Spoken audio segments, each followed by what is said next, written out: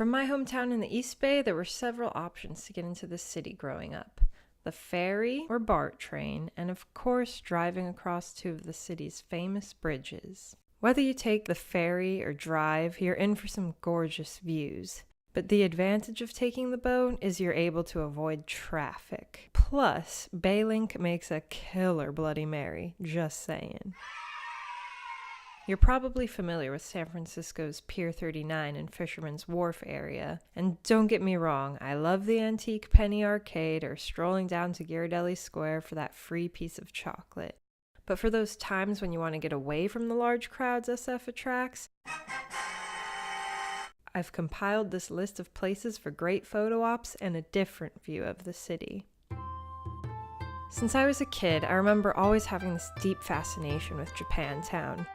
Maybe it was because of the arcades, or the kawaii characters and plushies around every corner. Maybe it's because this was the first place I ever tried sushi. For that reason, it will always hold a special place in my heart. Nowadays, I love me a trip to Japantown for the dollar stores such as Daiso and Ichiban-kan. Thanks to viewer Eat First, Pray Later for telling me about that last place. Even with such colorful shops, you'll realize that Japantown is one of the most peaceful malls you'll ever walk into. It's a great place to get a meal or even stop by one of the adorable bakeries. Speaking of bakeries, make sure to get to Chinatown during your stay in San Francisco.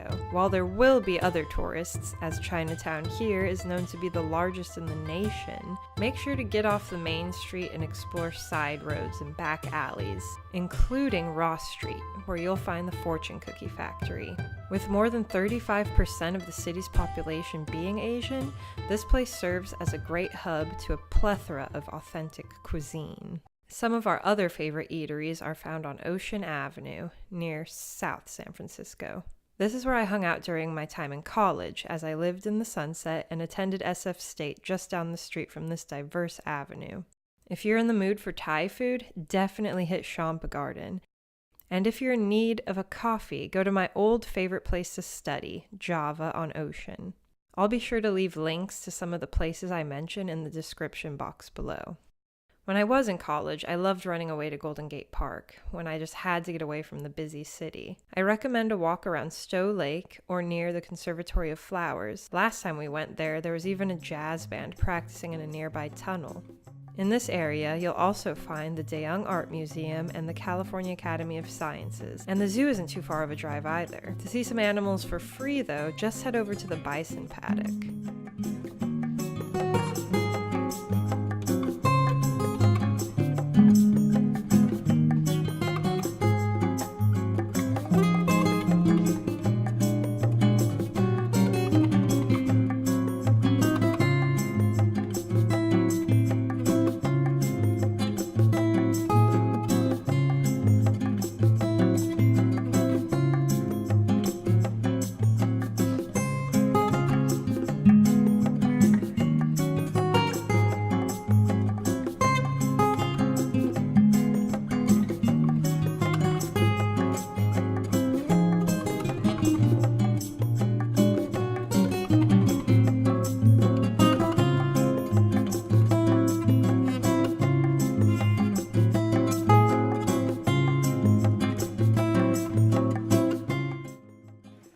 These are only a few of the countless things there are to do in San Francisco. For even more cool and Insta-worthy spots in the city, most of which weren't mentioned in this video, make sure to check out our blog posts. I'll have links in the description. And if you're familiar with San Francisco, make sure to tell us some of your favorite places in the comments. I hope this video helps, and hit that subscribe button for more travel videos to come soon.